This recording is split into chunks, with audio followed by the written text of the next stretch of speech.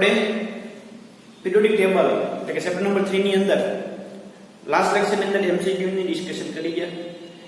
એના આગળના લેક્ચર ની અંદર આપણે આવર્તમાં તત્વોની ઇલેક્ટ્રોન કન્ફિગ્યુરેશન, સમૂહમાં તત્વોની ઇલેક્ટ્રોન કન્ફિગ્યુરેશન અને ત્યાર પછી ધાતુ, અધાતુ અને અર્ધધાતુ આવર્ત કોષ્ટકમાં કઈ જગ્યાએ સ્થાન છે એના વિશેની આપણે આગળના લેક્ચર ની અંદર માહિતી મેળવી લીધી. આ લેક્ચર ની અંદર આપણે શું શીખવાનું છે મિત્રો? તો કે તત્વોના ગુણધર્મોમાં આવર્તી વલણ ટોપિક નંબર 3.7 છે મિત્રો. એના વિશેની આપણે ડિસ્કશન સ્ટાર્ટ કરવાની છે. એટલે કે periodic trend in properties of the element. તત્વોના ગુણધર્મોમાં આવર્તી વલણ કઈ રીતે ફેરફાર થાય છે, એટલે કે તત્વોના ભૌતિક ગુણધર્મ, તત્વોના રાસાયણિક ગુણધર્મ એનો આપણે ડેપ્થની અંદર સ્ટડી કરવાનો છે મિત્રો. હવે મિત્રો આ અભ્યાસ જરૂરી કેમ બન્યો પહેલા એ તો આપણે ખ્યાલ હોવો જોઈએ. આ તત્વોનો ગુણધર્મનો આવર્તી વલણ, તત્વોના ગુણધર્મનો કેમ ડેપ્થની અંદર આપણે અભ્યાસ કરવો પડે? તો કે મિત્રો તમે ઉદાહરણ તરીકે એક જ આવર્ત લો, કોઈ પણ એક જ આવર્ત. હવે મિત્રો એ આવર્તની અંદર તમે કઈ બાજુ જાઓ તો કે ડાબી બાજુથી આપણે જમણી બાજુ જઈએ તો એમાં ઘણા જે છે એ ગુણધર્મોમાં ભાત પેટર્ન તમને ઘણા ફેરફાર જે છે જોવા મળે. એમાં ઉદાહરણ તરીકે એક વસ્તુ આપણે સમજીએ કે ડાબી બાજુ જે છે એટલે કે આવર્ત કોષ્ટકની શરૂઆત એટલે કે સમૂહ નંબર 1, જમણી બાજુ એટલે કે આપણે ઉદાહરણ તરીકે લઈએ સમૂહ નંબર 17. હવે મિત્રો એક જ આવર્ત માટે વાત કરવાની છે મિત્રો. તો એક જ આવર્ત માટે તમે આમ જાઓ, આમ એનો મધ્ય ભાગ, આ પાછો 17 નો સમૂહ, બરોબર? એટલો સમજ જજો. આ સમૂહ 1, આ આવર્ત કોષ્ટકનો મધ્ય ભાગ અને સમૂહ 17. આ જે લાઈન અંદર છે સમજવાનું છે આપણે. તમે મિત્રો વાત કરો રાસાયણિક પ્રતિક્રિયાત્મકતાની. કોની વાત કરો તમે? રાસાયણિક પ્રતિક્રિયાત્મકતા. તો મિત્રો અહીંયા રાસાયણિક પ્રતિક્રિયાત્મકતા સમૂહ 1 ની અંદર વધારે હોય. સમૂહ 1 ની અંદર રાસાયણિક પ્રતિક્રિયાત્મકતા વધારે હોય. તમે જે મધ્ય ભાગ તરફ જાઓ એમ રાસાયણિક પ્રક્રિયા ઘટતી જાય. એટલે કે તત્વોની જે પ્રતિક્રિયાત્મકતા છે બીજા તત્વો સાથે પ્રક્રિયા કરવાની પોતાની રિએક્ટિવિટીનો ટ્રેન્ડ એ ઘટતો જાય. ક્યાં સુધી? મધ્ય ભાગ સુધી. પછી ફરીવાર ઈની આવર્તમાં તમે હવે જમણી બાજુ જાઓ તો મિત્રો રાસાયણિક પ્રતિક્રિયાત્મકતા વધે. ક્યાં સુધી? 17મા નંબરના સમૂહના તત્વો સુધી. સમજાય છે વાત કરું છું? એ સમૂહ 1 એટલે ડાબી બાજુ, સમૂહ 17 એટલે જમણી બાજુ. આ એક આવર્ત કોષ્ટક તમને આવો એક ચોરસ ભાગ લઈ આવ્યો મિત્રો. તો હું તમને એમ કહું છું કે આવર્ત કોષ્ટકમાં તમે ડાબી થી જમણી બાજુ જાઓ કે આ મધ્ય ભાગ સુધી, બે ભાગ સુધી એનો આવર્ત કોષ્ટકનો મધ્ય ભાગ. તો મિત્રો મધ્ય ભાગ સુધી રિએક્ટિવિટી ક્રમશઃ ઘટતી જાય. પછી 17મા નંબરના સમૂહ તરફ જાવ એટલે પ્રતિક્રિયાત્મકતા વધતી જાય. વચ્ચે થોડો ટ્રેન્ડ જે છે પ્રતિક્રિયાત્મકતાનો ઘટે. કેમ એવું થાય એનો અભ્યાસ આપણે કરવો છે આ પાઠની અંદર. બીજું સમૂહમાં વાત કરો તો સમૂહમાં તમે ઉપરથી નીચે તરફ જાવ અહીંયા ડાબી બાજુ તો રાસાયણિક પ્રતિક્રિયાત્મકતા વધે. સમૂહ 1 ની અંદર રાસાયણિક પ્રતિક્રિયાત્મકતા વધે. ઈની વસ્તુ જે છે આમ તમે જાઓ 17મા સમૂહમાં ખાલી વાત કરો એટલે કે ક્લોરીન થી ક્લોરીન, બ્રોમિન, આયોડીન અને એસ્ટેટિન તરફ તમે જેમ જાઓ તો મિત્રો આની આ જે છે રાસાયણિક પ્રતિક્રિયાત્મકતા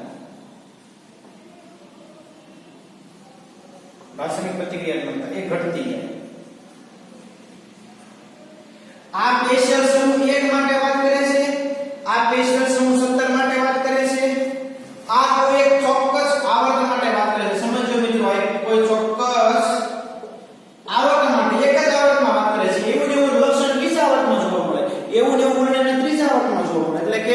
તમે ચોથા આવર્તની વાત કરતા હો તો ચોથા આવર્તમાં શરૂઆતમાં પ્રતિક્રિયાત્મકતા વધારે હોય, પછી તમે મધ્ય તરફ ઘટતી જાય, પછી પાછળની પ્રતિક્રિયાત્મકતા વધતી જાય. મિત્રો આવા ગુણધર્મોમાં ફેરફાર થાય ને એનો અભ્યાસ આપણે કરવાનો છે. આવા ગુણધર્મોમાં જે ચેન્જીસ આવે છે એ ચેન્જીસ આપણે ભણવા છે. એટલા માટે આ ટોપિકની જરૂરિયાત છે. થાય છે મિત્રો ક્લિયર? આટલું ખાસ સમજો મિત્રો. હવે આપણે બોર્ડ પરથી જોઈ લઈએ જે શબ્દોમાં લખાયેલું છે. આવર્તક કોષ્ટકમાં સમૂહમાં ઉપરથી નીચે તરફ જતા અથવા તો આવર્તકમાં ડાબી જમણી તરફ જતા તત્વોના ભૌતિક અને રાસાયણિક ગુણધર્મોમાં ઘણી ભાત, ઘણા પેટર્ન, ઘણી ફેરફાર તમને જે છે જોવા મળે. એટલે ઘણા ફેરફાર તમને જોવા મળે, ઘણા અલગ અલગ ગુણધર્મ જે છે એ તમને જોવા મળે. ઉદાહરણ તરીકે એક જ આવર્તમાં એટલે કોઈ ચોક્કસ આવર્તમાં ચોક્કસ આવર્તમાં રાસાયણિક પ્રતિક્રિયાત્મકતા વલણ સમૂહ 1 ની ધાતુઓમાં વધુ, કોષ્ટકની મધ્યના તત્વોમાં ઓછું અને 17 જે અધાતુ તત્વોમાં વધીને કેવું થાય છે? મહત્તમ થાય છે.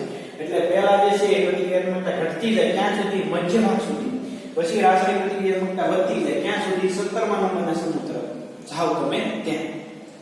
આપને એ પણ ખ્યાલ છે સમૂહ 17 એટલી અધાતુ છે અને સમૂહ 1 એટલી બધી ધાતુ તત્વો છે. કઈ કઈ સમૂહ 1 ની અંદર છે? તો કે lithium, sodium, potassium, rubidium, caesium અને ફ્રાન્સિયમ. બરોબર. તે જ પ્રમાણે પ્રતિનિધિ ધાતુ તત્વોમાં સમૂહ માટે જેમ કે આલ્કલી ધાતુ એટલે કે સમૂહ 1 માં ઉપરથી નીચે તરફ જતા પ્રતિક્રિયાત્મકતા વધે, ઉપરથી નીચે તરફ જાવ સમૂહમાં એમ પ્રતિક્રિયાત્મકતા વધે. આ જે વાત કરે છે મિત્રો એ સ્પેશિયલ સમૂહ 1 માટે વાત કરે છે. આ એક વાત કરે છે કોના માટે વાત કરે છે ભાઈ? તો કે સમૂહ 17 માટે વાત કરે છે. જો અમે આ વાત કરીએ છીએ આજે આપણે કરીએ છીએ ખ્યાલ મળશે. જ્યારે અધાતુ સમૂહમાં જેમ કે હેલોજન તત્વો ઉપરથી નીચે તરફ જતા પ્રતિક્રિયાત્મકતા ઘટતી જાય છે. તત્વોના ગુણધર્મો શા માટે આવું વલણ ધરાવે છે? કેમ આવો ફેરફાર થાય છે? કેમ આવું વલણ જોવા મળે છે? ગુણધર્મોમાં આવર્તી વલણ કેવી રીતે સ્પષ્ટ કરી શકાય? આ બધા પ્રશ્નોના જવાબ આપણે પરમાણુનું બંધારણ અને પરમાણુના ગુણધર્મો તરફ ધ્યાન કેન્દ્રિત કરવું પડે. એટલે પરમાણુનું બંધારણ આપણે જાણવું પડે, જે આપણે અગાઉ શીખી ગયા. પરમાણુના ગુણધર્મો પણ આપણે ભણવા પડે. એટલા માટે આ ભાગની અંદર આપણે ભૌતિક અને રાસાયણિક ગુણધર્મોની આવર્તકતાની વાત ચર્ચા કરીશું અને તેમને ઇલેક્ટ્રોનની સંકેત તથા શક્તિ સ્તર સંદર્ભે સમજીશું. એટલે કે મિત્રો આપણે આગળ જે ડિસ્કશન કરવાના છીએ એ આ બે પોઈન્ટ ઉપર અહીંયાથી અહીંયા જે વસ્તુ લખી છે એના આધારે જે ડિસ્કશન કરવાના છીએ. એટલે કે 3 ભાગ પડે છે તત્વોના ગુણધર્મોમાં આવર્તી વલણ. એમાં 3 પાઠ પડે છે. પહેલો પાઠ છે ભૌતિક ગુણધર્મોમાં આવર્તી વલણ. પહેલો પાઠ કયો પડે છે? ભૌતિક ગુણધર્મોમાં આવર્તી વલણ. બીજો ભાગ કયો પડે ભાઈ? તો કે રાસાયણિક ગુણધર્મોમાં આવર્તી વલણ. રાસાયણિક ગુણધર્મોમાં કઈ રીતે ફેરફાર થાય એનો અભ્યાસ. અને ત્રીજો આવર્તી વલણ અને રાસાયણિક પ્રતિક્રિયાત્મકતા, ઇલેક્ટ્રોનિક રચનાને આધારે ત્રીજો પાઠ જે છે આપણે સમજીશું. આ ટોપિકની અંદર આ 3 પોઈન્ટની આપણે ડેપ્થની અંદર ખૂબ સારી રીતે જે છે અભ્યાસ કરવાનો છે. એમાં એક જે ભૌતિક ગુણધર્મોમાં આવર્તી વલણ છે એમાં કયા ગુણધર્મોનો આપણે અભ્યાસ કરીશું મિત્રો? તો કે પરમાણુની ત્રિજ્યા, આયોનિક ત્રિજ્યા, આયનીકરણ એન્થાલ્પી, ઇલેક્ટ્રોન પ્રાપ્તિ એન્થાલ્પી, વિદ્યુત ઋણતા. મિત્રો એક લેક્ચર આના માટે જોવે, એક લેક્ચર આના માટે જોવે, આના માટે એક લેક્ચર, આના માટે એક લેક્ચર, આના માટે એક લેક્ચર.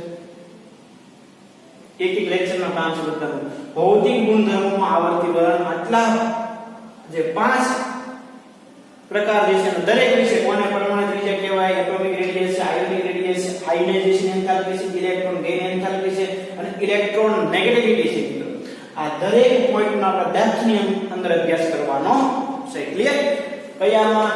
તો કે તત્વોના ગુણધર્મોમાં આવર્તી વલણ. એમાં પહેલું ભૌતિક ગુણધર્મોમાં આવર્તી વલણ. એની અંદર આપણે આટલા ભૌતિક ગુણધર્મોનો અભ્યાસ કરવાનો છે: પરમાણુની ત્રિજ્યા, આયોનિક ત્રિજ્યા, વિદ્યુત ઋણતા, ઇલેક્ટ્રોન પ્રાપ્તિ એન્થાલ્પી, આયનીકરણ એન્થાલ્પી. બીજો છે રાસાયણિક ગુણધર્મોમાં આવર્તી વલણ. મિત્રો એમાં આપણે સંયોજકતા અથવા ઓક્સિડેશન અવસ્થાની આવર્તિતા, દ્વિતીય આવર્તના તત્વોના અનિયમિત ગુણધર્મો. એટલે કે મિત્રો આપણે જે છે અલગ અલગ ઓક્સિડેશન સ્ટેટની વાત કરીશું. ત્યાર પછી સેકન્ડ પીરિયડ અને એનાલોમસ પ્રોપર્ટીઝ એની જે છે આપણે વાત કરીશું. અલગ અલગ અનિયમિતતા જોવા મળે છે એના વિશેની વાત કરીશું. અને આ આ જે ત્રીજો પ્રકાર છે મિત્રો આવર્તી વર્ણ અને રાસાયણિક પ્રતિક્રિયાત્મકતા, એમાં આવર્તક ઉષ્ણકના ધાતુના ઓક્સાઇડ છે, અધાતુના ઓક્સાઇડ છે, એ એસિડિક છે કે બેઝિક છે, એવા આપણે પ્રોપર્ટીનો બધાનો અભ્યાસ કરવાનો છે. હવે તમને મિત્રો સમજાઈ ગયું છે મેઇન પોઈન્ટ કે કેમ આપણે આ બધા ગુણધર્મોનો અભ્યાસ કરવો પડે, કેમ આ ગુણધર્મો આપણે બધાને ભણવા પડે, કેમ આવા ગુણધર્મો આપણે ભણવા પડે. તો કે મિત્રો આવી રીતે તમે આવર્તક કોષ્ટકમાં વાત કરો તો તમને ગુણધર્મોમાં ફેરફાર જોવા મળે. ઉદાહરણ તરીકે મિત્રો આપણે વાત કરી કે ચોક્કસ આવર્તમાં તમે જાઓ ડાબીથી જમણી બાજુ, તો પહેલા પ્રતિક્રિયાત્મકતા ઘટે મધ્ય ભાગ સુધી, પછી પ્રતિક્રિયાત્મકતા વધે. સમૂહમાં તમે ઉપરથી નીચે તરફ જાઓ તો સમૂહ 1 માટે રાસાયણિક પ્રતિક્રિયાત્મકતા ઉપરથી નીચે તરફ જાય વધે. પણ મિત્રો સમૂહ 17 માં છે તો એની રાસાયણિક પ્રતિક્રિયાત્મકતા શું થાય છે? ઘટતી જાય છે. એટલે કે બીજા સાથે પ્રક્રિયા કરવાની વૃત્તિ જે છે ઘટતી જાય છે. કેમ આવું થાય છે એનો મિત્રો આન્સર આપણને આ બધા ગુણધર્મોનો આપણે અભ્યાસ કરી લઈશું, પછી જે આપણને મળશે. ક્લિયર મિત્રો? તો આજે આટલી થિયરી જે છે આપણે ભણવાની હતી મિત્રો. મેઇન આ એક બોર્ડ વર્ક છે મિત્રો. આ વસ્તુ યાદ રાખવાની છે કે આવર્તમાં તમે ચોથો આવર્ત કે ચોથો આવર્તમાં આવું તમને જોવા મળે, તમને પાંચમો આવર્ત કે તો એમાં તમને આવું જોવા મળે, તમને છઠ્ઠો આવર્ત કે તો તમને આવું જોવા મળે. શું જોવા મળે? તો કે શરૂઆત સમૂહ 1 ના જે તત્વો હોય એની રાસાયણિક પ્રતિક્રિયાત્મકતા વધારે હોય, મધ્ય ભાગમાં જે પ્રતિક્રિયાત્મકતા ઘટતી જાય, પછી પ્રતિક્રિયાત્મકતા વધે. કોઈ એક સમૂહ 1 માટે વાત કરો તો સમૂહ 1 માં ઉપરથી નીચે તરફ જાઓ રાસાયણિક પ્રતિક્રિયાત્મકતા વધે. સમૂહ 17 માં ઉપરથી નીચે તરફ જાઓ તો રાસાયણિક પ્રતિક્રિયાત્મકતા ઘટે. ક્લિયર? તો મિત્રો આટલી વસ્તુ જે છે આપણે ખાસ ક્લિયર કરવી પડે. આમાં હવે તમને કોઈ ડાઉટ રહેવો જોઈએ નહીં. ક્લિયર? તો હવે આપણે આગળ જઈએ તો મિત્રો આપણે અલગ અલગ એમસીક્યુ ની ડિસ્કશન કરવાના છે. તો આપણે જોતા જઈએ દરેક એમસીક્યુ ની ડિસ્કશન કરતા જઈએ. એક તત્વ x આવર્ત કોષ્ટકની 5 ની આડી હરોળ x ડેશ તત્વ છે મિત્રો, એનો આવર્ત નંબર છે 5 અને 15 ની ઊભી હરોળ. ઊભી હરોળ એટલે આપણે શું કહીએ છીએ મિત્રો? તો કે સમૂહ નંબર કેટલાનો છે? 15. તો x ડેશ ના બાહ્યતમ ઇલેક્ટ્રોનીય બંધારણ સંબંધિત નીચેનામાંથી કયું એક વિધાન ખરું બનશે? પહેલા તો આપણને આ તત્વને આધારે આપણે જો તો ABCD માં જુઓ ને તો S કક્ષક પૂર્ણ અને P કક્ષક પૂર્ણ અને અર્ધ પૂર્ણ ને બધી વાત કરી છે. આપણે એની ઇલેક્ટ્રોનિક કન્ફિગ્યુરેશન આવડવી જોઈએ. તો મિત્રો ઇલેક્ટ્રોનિક કન્ફિગ્યુરેશન માટે આપણે શું આવડવું જોઈએ? તો કે આપણને 15 ના સમૂહના તત્વની સામાન્ય ઇલેક્ટ્રોનિક રચના આપણને આવડવી જોઈએ. કયું તત્વ છે એ આપણને કેમ નથી જવું કયું તત્વ છે એમ કે એવું આપણે સ્પેસિફિક નથી કીધું, પણ આપણને એની ઇલેક્ટ્રોનિક કન્ફિગ્યુરેશન ના આધારે આન્સર ગોતવાનું કીધો છે. તો આપણે એની ઇલેક્ટ્રોનિક રચના આવડવી જોઈએ. 15 ના સમૂહની સામાન્ય ઇલેક્ટ્રોનિક રચના મિત્રો તમને મેં શીખવાડી દીધી છે. કઈ છે? તો કે NH2NP3 યાદ કરો. નાઇટ્રોજન, ફોસ્ફરસ, આર્સેનિક, એન્ટીમની અને બિસ્મથ ની ઇલેક્ટ્રોનિક રચનામાં લાસ્ટમાં H2 અને P3 આવતું છે. તો મિત્રો આ 15 માં સમૂહની સામાન્ય ઇલેક્ટ્રોનિક રચના છે. હવે આમાંથી કયો આન્સર આવે તેમ કયો? S કક્ષક પૂર્ણ છે અને P કક્ષક અર્ધ પૂર્ણ છે. તો મિત્રો આન્સર શું આવશે કે તેમાં પૂર્ણ ભરાયેલ S કક્ષક છે અને અર્ધ ભરાયેલ શું છે? P કક્ષક છે. એટલે કયો આન્સર આવશે? C આન્સર આવશે. મેં જે તમને આગળ ઇલેક્ટ્રોનિક રચના શીખવાડી છે મિત્રો, એના આધારે આપણે MCQ સોલ્વ કરીએ છીએ. ક્લિયર? આગળ હરોળ 1 માં આપેલ પરમાણુ ક્રમાંકો હરોળ 2 માં તત્વને જે વિભાગમાં મૂકેલો તેની સાથે સરખાવવાની યોગ્ય પસંદગી કરો વિભાગની. મિત્રો મેં તમને કી પોઈન્ટ શું કીધો હતો? તો મેં આપણે એટલું યાદ રાખવાનું છે કે લખી નાખીએ helium, neon, argon, krypton, xenon અને રેડન. આ 2 10 18 36 54 અને 86. ક્લિયર? હવે 62મા નંબરનું તત્વ ક્યાં આવ્યું છે મિત્રો? 62મા નંબરનું તત્વ એટલે 54 પછી આવ્યું છે અને 86 પહેલા આવ્યું છે. 86 પહેલા આવ્યું છે, 65 પછી આવ્યું છે. તો મિત્રો આપણે ગણવું પડે. તો કે આમાં તમે 2 નાખો એટલે 56 થાય, એટલે એક વિભાગ પૂરો થઈ ગયો. પણ કેટલામાં આવર્ત થયો છે ભાઈ? પહેલો આવર્ત, બીજો આવર્ત, ત્રીજો, ચોથો અને પાંચમા આવર્ત એ પાછો F બ્લોક એલિમેન્ટ આવી જાય છે. યાદ કરો, લેન્થ એનર્જી આવી જાય છે. ક્યાંથી લેન્થ એનર્જી શરૂ થાય છે? 58 સીજીએમ થી શરૂ થાય છે અને ક્યાં પૂરી થાય છે? 71 નંબર તત્વ એ પૂરી થાય છે મિત્રો. તો 65 નંબર તત્વ કયા વિભાગમાં આવ્યું છે કયો તો જોઈ. તો મિત્રો બધાને ખબર પડે કે ઈ જે છે F બ્લોકમાં આવ્યો. કેમ મેં નક્કી કર્યું? તો કે મેં જે છે કર્યું કે આ બેની વચ્ચે આવે. 54 માં 2 નાખો તો 56 થાય.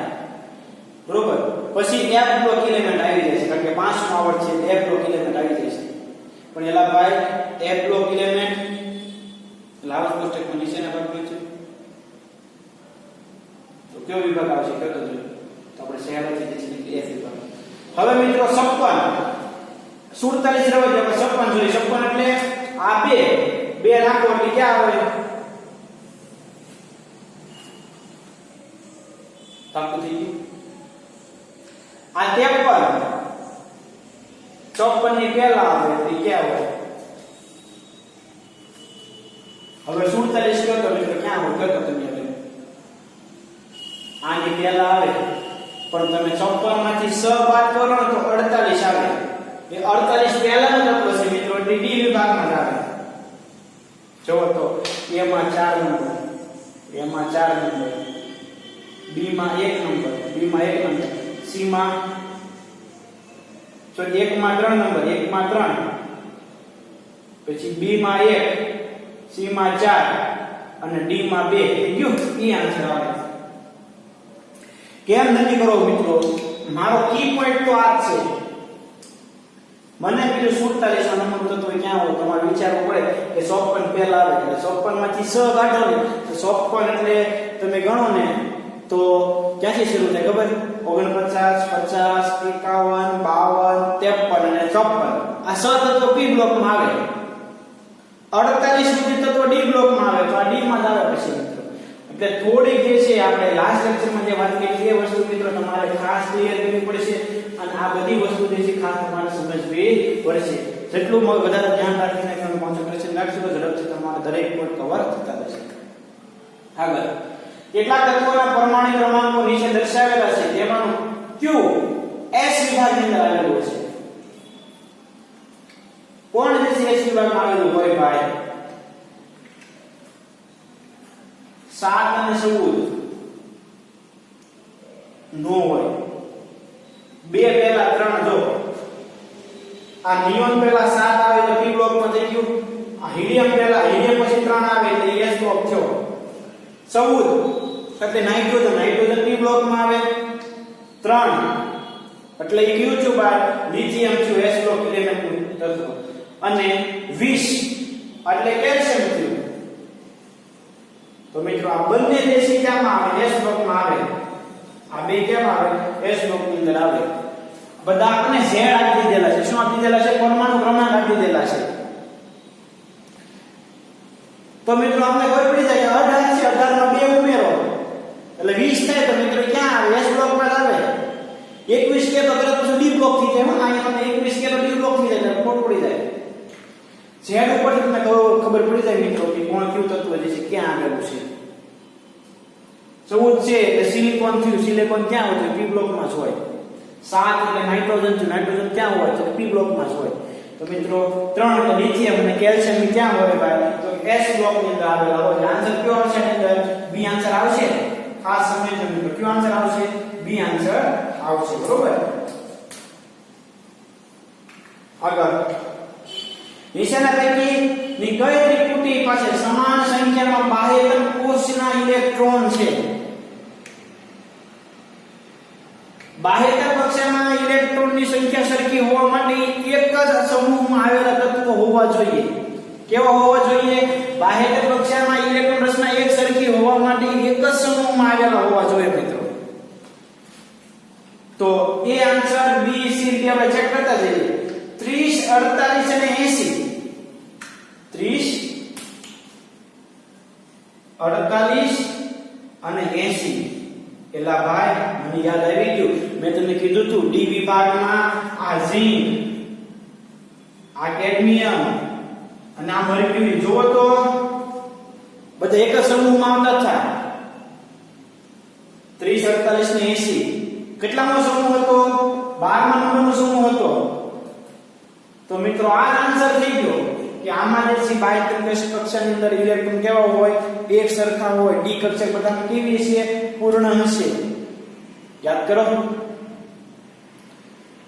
તો કયો આન્સર આવશે ભાઈ બી આન્સર આવશે બાકી નહીં થાય હવે 14 15 16 એટલે તો આવર્તના તત્વ છે 20 30 50 ની સંખ્યા નો બને ક્યારે ઈ આ બે 20 અને 30 લાઈનમાં છે 50 તો પાછો એનાથી દૂર થઈ ગયું 10 18 26 નો સંખ્યા બને 10 18 ને 36 હોય તો થાય 10 18 36 હોય તો થાય 26 એટલે ન થાય તો આપણો આન્સર શું આવે એ જ આવે ક્લિયર મિત્રો એક તત્વનું ઇલેક્ટ્રોનની બંધારણ 1s2 2s2 2p2 3s2 3p6 4s2 છે તો આવર્તક કોષ્ટકમાં તેનું સ્થાન ક્યાં હશે મિત્રો છેલ્લે કઈ કક્ષા કીધી s કીધી મુખ્ય ક્વોન્ટમમાં કયો છે એનો છેલ્લો જે હોય એ કેટલો છે મુખ્ય ક્વોન્ટમમાં તો કે 4 એટલે આવર્ત કેટલામાં છો ચોથો આ s 4s એટલે એનો આવર્ત કેટલામાં છો ચોથો એટલે આ બે માંથી આવે આવર્ત અવર્તની આવર્ત એટલે આ બે માંથી આવશે પણ મિત્રો બાહ્યતમ કક્ષા છેલ્લી કક્ષા s છે એટલે s વિભાગ એટલે સમૂહ નંબર 1 અને સમૂહ નંબર 2 તો આ આન્સર આવે એટલે કે સી આન્સર આવે તમે આ વસ્તુ શીખી ગયા છો મિત્રો મેં તમને કીધું કે છેલ્લો ઇલેક્ટ્રોન જે કક્ષકમાં દાખલ થતો હોય એટલે જોવાનો આપણે 4s ને જોશું આની અંદર આ એમસીક્યુ સોલ્વ કરવા માટે તો કે 4s2 એટલે મુખ્ય ક્વોન્ટમમાં કેટલો છો 4 છો એટલે આનો આવર્તન નંબર કેટલો થાય 4 થાય એટલું ક્લિયર એટલે a અને c માંથી આન્સર આવશે કોઈ પણ હવે મિત્રો s કક્ષકમાં ઇલેક્ટ્રોન દાખલ થાય છે s કક્ષકની અંદર ઇલેક્ટ્રોન દાખલ થાય છે એટલે હવે આપણે એટલી તો ખબર પડી ગઈ મિત્રો કે s વિભાગનું તત્વ હોય s વિભાગમાં સમૂહ નંબર 1 અને સમૂહ નંબર 2 જ આવે 10 નો સમૂહ s વિભાગમાં ન આવે એટલે a ઓપ્શન ખોટો થઈ ગયો આ આન્સર થઈ ગયો c થઈ ગયો ક્લિયર એટલે આમાં c આન્સર આવે આવર્ત કોષ્ટક ના કયા વિભાગમાં n 2 1 to 40 n 1 d 0 to 1 અને ns2 પ્રકારનું સામાન્ય ઇલેક્ટ્રોનની બંધારણ ધરાવતા તત્વોનો સમાવેશ થાય તો મિત્રો આપણે ખબર જ છે કે a આપણે કિલોમીટર જોડે ક્લિયર તો નો આન્સર આવે ડી આન્સર આવે છે આપણે અગાઉ પણ શીખી ગયા spd અથવા f વિભાગના તત્વોના ઉદાહરણો આપ્યા છે ખોટું ઉદાહરણ જે છે તમારે ગોતવાનું છે મિત્રો ખાસ એક અહીંયા જે છે તમારે કેલ્શિયમ કરી નાખવાનું છે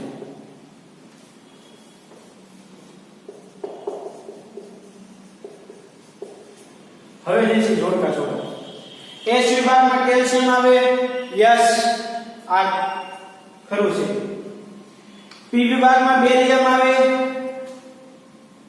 નો આવે બેરિયમ એટલે બીજા સમૂહમાં આવે s વિભાગમાં આવે d વિભાગમાં ક્રોમિયમ આવે યસ a વિભાગમાં થોરિયમ આવે યસ તો હું આન્સર આવે ભાઈ આપણો આન્સર શું થાય ભાઈ ખોટું વિધાન શું છે તો કે b p બ્લોક ની અંદર બેરિયમ આવે નહીં બેરિયમ ક્યાં આવે ભાઈ તો કે s બ્લોક 11 ની અંદર અહીંયા સુધારો કરીને હું લખી નાખશો તમે કેલ્શિયમ શું લખશો કેલ્શિયમ ક્લિયર આગળ કેટલાક તત્વોના ઇલેક્ટ્રોનીય બંધારણ આપેલા છે અયોગ્ય જોડી જે છે દર્શાવો પહેલી આપી છે 1s2 2s2 2p5 આ કોની ઇલેક્ટ્રોનિક રચના છે ભાઈ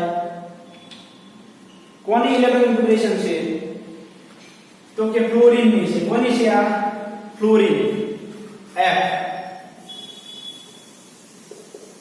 ફ્લોરીન ની છે અને ફ્લોરીન સૌથી વધારે વિદ્યુત ઋણ તત્વ છે ફ્લોરીન કેવું છે વિદ્યુત ઋણ તત્વ એટલે એ વિધાન ખરું છે યોગ્ય જોડી છે આપણે અયોગ્ય જોડી પસંદ કરવાની છે 1s2 2s2 2p3 ત્રીજા આવર્ત અને પાંચમા સમૂહ તત્વ છે સમૂહ તો ભૂલી જાવ પણ આ મિત્રો છેલ્લો ઇલેક્ટ્રોન 2p માં 2s માં દાખલ છે 2p માં દાખલ છે તો મુખ્ય ક્વોન્ટમમાં કેટલો છો ભાઈ n બરાબર તો કે 2 છો તો અહીં ત્રીજો આવર્ત નો આવે અહીંયા બીજો આવર્ત આવે એટલે આ વિધાન ખોટું થઈ ગયું તો હવે આ બે વિધાન કેવા થઈ ગયા ખરા થઈ ગયા હવે તમે જો અહીંયા કન્ફ્યુઝ ન થતા મિત્રો આપણે એનો આવભાવના નિયમ પ્રમાણે પહેલા 4s ભરાય પછી 3d ભરાય એટલે આ d વિભાગનું તત્વ છે એવું આને તમે ધ્યાનમાં લેશો કે s વિભાગનું છે એટલે આ ખોટો છે પણ મિત્રો ઊર્જાના ક્રમ પ્રમાણે આવભાવના નિયમ પ્રમાણે તમે ઇલેક્ટ્રોનની રચના જ્યારે લખતા હો ત્યારે મિત્રો પહેલા ઇલેક્ટ્રોન 4s માં ગોઠવાય પછી 3d માં ગોઠવાય ખાસ યાદ રાખજો એટલે આ વિધાન ખરું છે આ વિધાન પણ ખરું છે કારણ કે જો તમે પી કક્ષા પૂરી થઈ ગઈ 18 માં સમૂહ તત્વો છે કોનું છે આ કોની ઇલેક્ટ્રોન કન્ફિગરેશન છે ભાઈ તો કે આર્ગોનની છે તો અહીંયા બીજો આવર્ત આવે ત્રીજો આવર્ત લખ્યો છે એટલે વિધાન કેવું થઈ ગયું ખોટું થઈ ગયું તો આન્સર કેવો આવે અયોગ્ય કઈ જોડી છે તો કે બી ઓપ્શનમાં જે જોડી આવી કેવી છે અયોગ્ય છે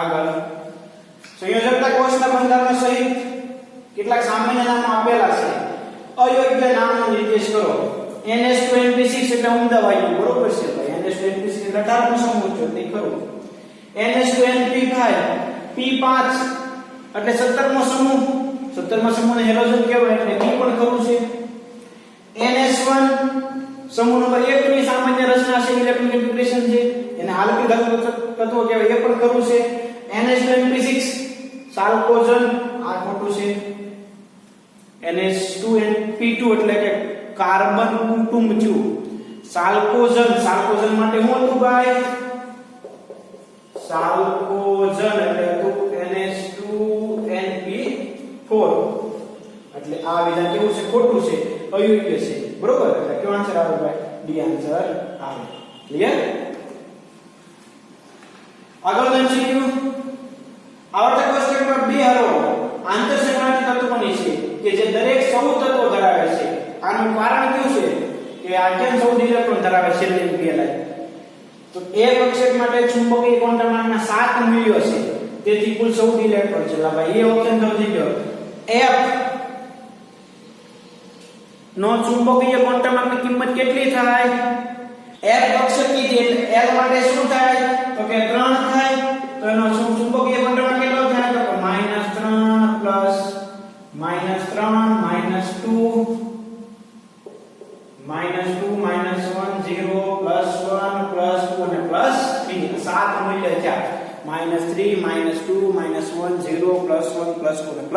3 એટલે મિત્રો 7 ચુંબકીય ક્વોન્ટમના મૂલ્ય છે એટલે 14 ઇલેક્ટ્રોન સમાઈ શકે એ જ ઓપ્શન કેવો થઈ ગયો કરવો થઈ ગયો સમજાય છે ભાઈ જે વાત કરું છું ઈ કેમ આંતરસંઘાતી તત્વોમાં 14 તત્વોની હરોળ છે તો કે F કક્ષક છે F માટે L બરાબર 3 થાય જે તમે ચેપ્ટર 2 ની અંદર શીખી ગયા L બરાબર 3 એટલે M બરાબર શું થાય તો કે -3 -2 -1 0 +1 +2 +3 7 મૂલ્ય થઈ ગયા એટલે 14 ઇલેક્ટ્રોન સમાઈ શકે એકની +1/2 સ્પીડ એકની -1/2 સ્પીડ ઓકે મિત્રો તો હું આન્સર આવે એમાં A આવર્ત કોષ્ટકમાં વિસ્તૃત સ્વરૂપમાં અધાતુઓ માટેનું સ્થાન આવર્ત કોષ્ટકમાં અધાતુ ક્યાં છે મિત્રો તો કે મોસ્ટલી બધી જે જમણી બાજુ છે જમણી બાજુ કયો વિભાગ આવેલો છે P વિભાગ આવેલો છે અધાતુમાં સૌથી વધારે ક્યાં જોવા મળશે B ઓપ્શન P વિભાગની અંદર આવર્ત કોષ્ટકનો P વિભાગનો હિસ્સો અત્રે દર્શાવ્યો છે એમાં zigzag ખાનાઓ દર્શાવેલા છે કોને શું કહે છે એટલે zigzag નામ મેં તમારો બોક્સ દીધો સ્ટેપ બાય સ્ટેપ આવો યાદ કરો અને બીજું તમે આમ આડા અક્ષરમાં અર્ધ ધાતુ તત્વો ઉમદા ધાતુ તત્વો બરાબર અથવા તો કહેવાય ઉપધાતુ કહેવાય બીજું શું કહેવાય ઉમદા ધાતુ કહેવાય અર્ધ ધાતુ કહેવાય અથવા તો કહેવાય ઉપધાતુ એટલે એને શું કહે છે ઉપધાતુ કોષ્ટકની જમણી બાજુ તરફ સીમાની બહારના તત્વોની પ્રકૃતિ કેવી હોય એટલે કે એની જમણી બાજુના તત્વો કેવા હોય બધા અધાતુ હોય કેવા હોય અધાતુ યાદ છે ને બધાને zigzag લાઈન ની અંદર અર્ધ ધાતુ અથવા તો ઉપધાતુ અથવા તો મેટલલોઇડ્સ એની જમણી બાજુ બધા અધાતુ ડાબી બાજુ કેવા ધાતુ તત્વો એટલે આમાં શું આન્સર આવશે ભાઈ બી આન્સર આવશે નીચેની પૈકી કયું વધારે અધાતુ તત્વ છે અધાતુ તત્વ છે આ S ગ્રુપ એલિમેન્ટ છે કે એટલે તો ધાતુ તત્વ છે આ બે માંથી ઓપ્શન રહ્યા આ નાઇટ્રોજન છે આ નાઇટ્રોજનની રચના થાય આ ક્લોરીનની રચના થાય તો મિત્રો યાદ રાખજો જેમ તમે આવર્ત કોષ્ટકમાં ડાબીથી જમણી બાજુ જાવશો તેમ કેવા થાય છે વધારેમાં વધારે અધાતુ થાય છે એટલે ફ્લોરિન જે છે સૌથી વધારે અધાતુ થશે નાઇટ્રોજન સરખામણી. જેમ તમે ડાબીથી જમણી બાજુ જતા જશો મિત્રો એમ અધાતુપણાનો ગુણધર્મ વધતો જાય, ધાતુપણાનો ગુણધર્મ ઘટતો જાય. તો નાઇટ્રોજન જમણી બાજુ છે, ફ્લોરિન ડાબી બાજુ છે, તો ફ્લોરિન મોર નોન મેટર થશે, એટલે અધાતુ થશે. ક્લિયર? કયો સમૂહ ધાતુ, અધાતુ અને ઉપધાતુ એટલે કે અર્ધધાતુ બંને ધરાવે છે? તો સમૂહ નંબર 14 જે છે મિત્રો એ ધાતુ, અધાતુ અને ઉપધાતુ બધું ધરાવે. એ સમૂહમાં બધા તત્વો છે, ધાતુ તત્વો છે, અધાતુ છે, અર્ધધાતુ બધા છે. તો મિત્રો આ વાત કરી આપણે ગુણધર્મોના આવર્તી વર્ણનની અંદર તમને બોર્ડ વર્ક મેં કરાવ્યું. આ વસ્તુ તમારે ક્લિયર કરવાની, આટલું તમારે લખવાનું અને ત્યાર પછી આપણે MCQ ની જે છે તમારે ડિસ્કશન કરી એ તમારે શાંતિથી સમજવાનું મિત્રો. જો મિત્રો MCQ માં તમને થોડો ઘણો પ્રોબ્લેમ પડતો હોય તો હજી આપણે થિયરી જે છે ક્લિયર કરવી પડે એવું સાબિત થાય. જેને સેકન્ડ ચેપ્ટરમાં ઇલેક્ટ્રોન કન્ફિગ્યુરેશન વીક હશે એને અહીંયા પ્રોબ્લેમ પડશે. એટલે જૂનું જે છે મનને એટલું રિવાઇઝ કરો, લખીને કરો મિત્રો. જેટલું વધારે લખશો એટલો વધારે બેનિફિટ થશે. એટલે ખૂબ સારામાં સારી તૈયારી કરો મિત્રો. આપણે થોડા લેક્ચર, નાના લેક્ચરમાં આપણે બહુ બધું જે છે એ શીખી રહ્યા છીએ. ક્લિયર? તો મિત્રો એવો ટ્રાય કરવાનો કે રોજનું કામ જે છે એ રોજ થઈ જાય અને અહીંયા સુધીનું તમારું બધું જે છે એ ક્લિયર હોય. એક પણ લેક્ચર વચ્ચે ડ્રોપ થયો તો મિત્રો તમારી જે છે આખી લિંક તૂટી જશે. એટલે રોજનું કામ રોજ કરજો. એક પણ વસ્તુ જે છે બાકી ન થઈ રેવી જ ન જોઈએ. બધી વસ્તુ ક્લિયર જે છે થઈ જવી જોઈએ. બાકી ન થાય તો લખીને ક્લિયર કરો તો જ જે છે MCQ માં ખબર પડશે. બાકી જે છે આ બધી વસ્તુ હું કીધા કરીશ, આ વસ્તુ તમને કહી દઈશ, અગાઉ આવી ગયું છે તમે નો રિવાઇઝ કરો તો ભૂલી જાઓ. પણ તમારે જે છે રોજનું કામ રોજ કરતા જાઓ તો આ બધી વસ્તુ જે છે આવી ગયેલી છે, મેં તમને કીધેલી જ છે. જો ભૂલી જાઓ તો પ્રોબ્લેમ પડે. જો તમારી સામે આવડત પુસ્તક હોય તમને યાદ હોય તો પ્રોબ્લેમ ન પડે, ઈઝીલી સોલ્વ થાય. અને મિત્રો સારામાં સારું રિવિઝન કરો અને રોજનું કામ રોજ કરતા જાઓ તો બહુ મજા છે તમને કામ કરવાની આવશે. તો આજે અહીંયા સુધી રાખીએ. નેક્સ્ટ લેક્ચરની અંદર ભૌતિક ગુણધર્મોમાં આવર્તી વલણની ડિસ્કશન આપણે સ્ટાર્ટ કરીશું. ઓકે મિત્રો, તો આજે અહીંયા સુધી રાખીએ. નેક્સ્ટ લેક્ચરમાં ફરીવાર આપણે મળીએ છીએ ભૌતિક ગુણધર્મોમાં આવર્તી વલણ વિશેની ડિસ્કશન કરવા માટે. Okay, thank you.